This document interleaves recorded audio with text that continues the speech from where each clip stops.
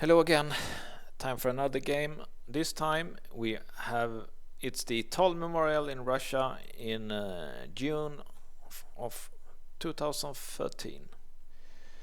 Tal Memorial was surprisingly enough won by Boris Gelfand.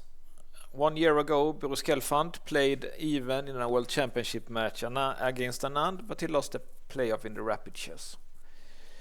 Boris Gelfand, player from he's a Russian youth, but he's representing Israel, moved to Israel. So that's a great tournament for him. We don't hear much about him nowadays, so he's getting a bit old, so he's not able to perform as good as he did back in these days. Magnus got second, and this is interesting because he's playing Anand, who he will play in the World Championship match just maybe in 4 months. It's the World Championship month, and Anand got second last, and so that's a bad result for him. And it's an even worse for Kramnik, who used to be in most of the tournaments that we have looked at. Kramnik used to get the second play after Magnus, of course. So interesting tournament here, and I've chosen quite a lot of games from here. First is against Kramnik, who had a bad tournament, but it's always fun to see Magnus playing Kramnik. And Magnus plays the Trompovsky. It's an unusual opening at top level. Nowadays, of course, it's considered that the London system gives White more chances for an advantage than the Trompovsky. So let's see how they play here. So the point of the Trompovsky is you want to give your opponent a doubled pawn here, and then he takes.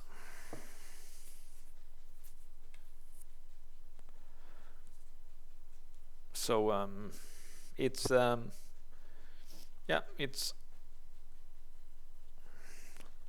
don't know this system so well, but I kind of like this move that Magnus is making here.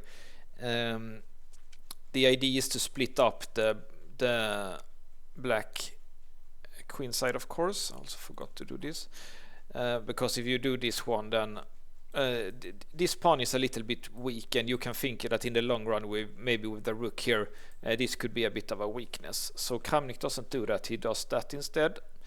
So he decides to keep this pawn instead.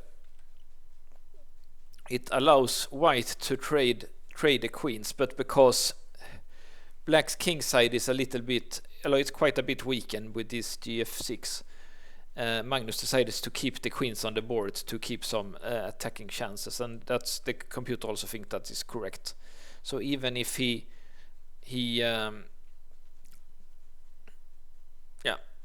Black had a chance here maybe to temporarily win a pawn, but then this one would get lost. So instead, Kramnik does the same tactic here as Magnus did. He also does that, and both of them get this a little bit weak pawn. But an isolated pawn is only weak, I think, when the opponent can put a rook here, and of course you can't do it if there are pawns on the same line. So I don't think these pawns are not weak anymore because of that.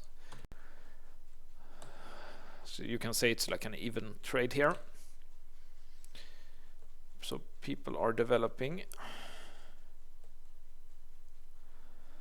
And yeah, Kramnik's advantage is obviously the 2 bishop, and Magnus' advantage is that this is a little bit weak. For example, he can't castle now because of this. So it's correct here for Magnus to try to open these lines again here. And so if you would take, the computer still thinks this is good for Black actually. Maybe, yeah, this is not so, it looks dangerous for Black, but the computer thinks that this is okay for Black because this bishop is quite a bit in trouble.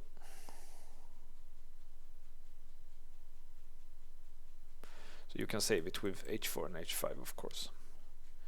But yeah, White also gets a weak king here, so it's a even trade here.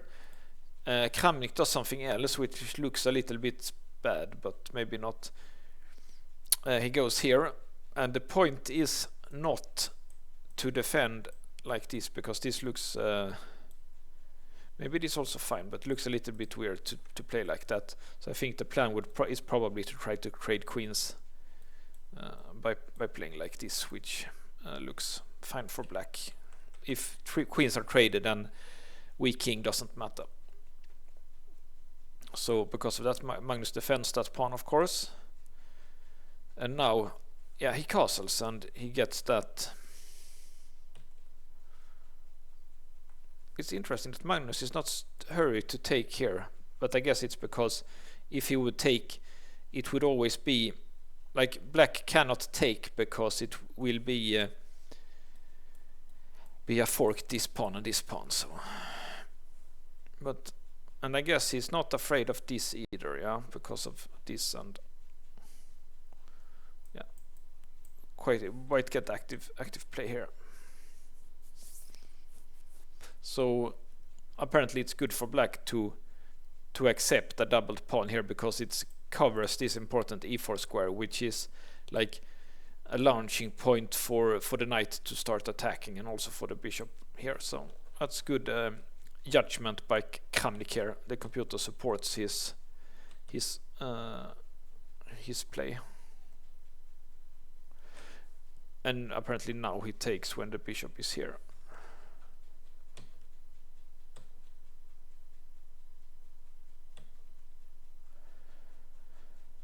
Okay, looks like white is sacking a pawn here. Let's see what happens. He can apparently not take here for some reason. Let's see why.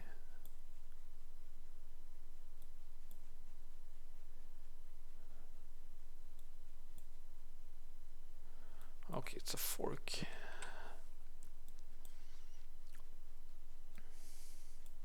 Okay, now he can start attacking like this. Okay, that's interesting. That shows the weakness of the black king side, that white is already winning here. So black has to be very careful here with his play, because if the position opens wrongly, then his king can be very, very weak sometimes. So after the take, Kramnik rightly does not win the pawn, he develops instead. And now he gets the chance to trade the queen, so the worst is over for him.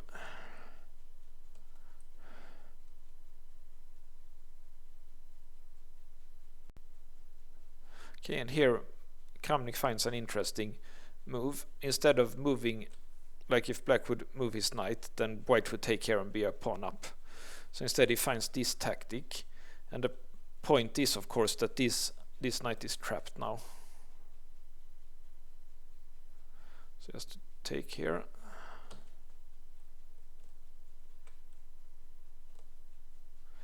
And now we have a position with quite an even position here, with 3 pawns for Magnus and 3 for Kramnik. And this must have shown like the bad form that Kramnik was in. He finished last in the tournament. This is just a position that Kramnik definitely should hold against Magnus. And if he would have been playing at his normal level, he would have made a draw here. I'm quite sure of that, because it's just even. And of course white couldn't win a pawn here because of the mate on the first rank. So let's see how Magnus managed to win this. Like the computer think both players played great until this point, because it has been very good play by both sides. No question marks or red moves or anything like that. Okay, but if anyone is better, it's of course white, because not only is the black pawns a bit weak, but there is also the potential that, like if black would win a pawn, it would probably still be a drawn position. But if white would win one of these pawns, then Magnus would probably win, because he would manage to get connected passers. So let's see where Kramnik's losing move was. There seems to be a question mark here at move 42, so let's go to that.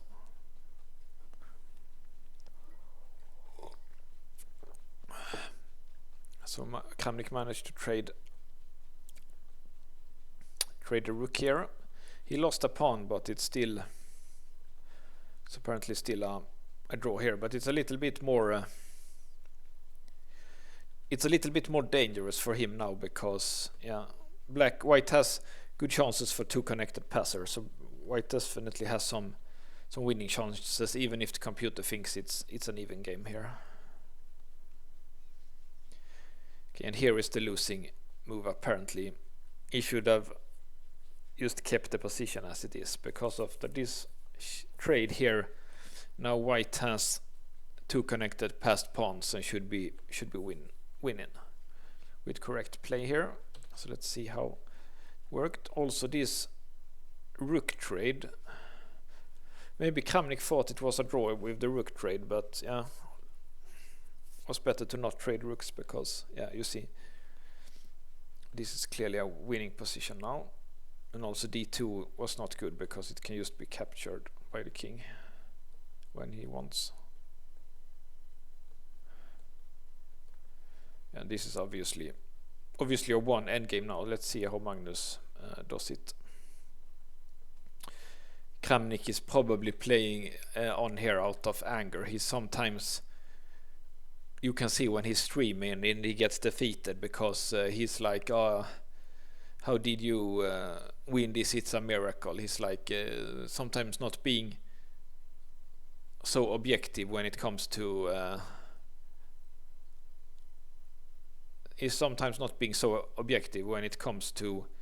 his assessment of different kind of stuff. So let's see how Magnus won here. So here, this is typical here. If White would take here, then of course it would be a draw because this is the wrong square of the pawn. So White has to be careful that Black cannot sack for this pawn. Then it would be a draw. But maybe Kramnik thought it was a draw all along, but we can see that the computer says it's not. It's winning all along for White. Maybe he thought that because of that, basically.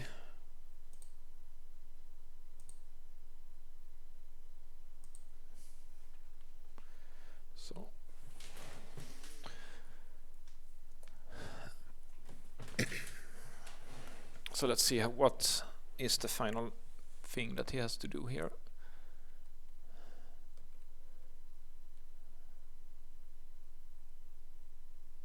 Okay, that's nice. I never saw that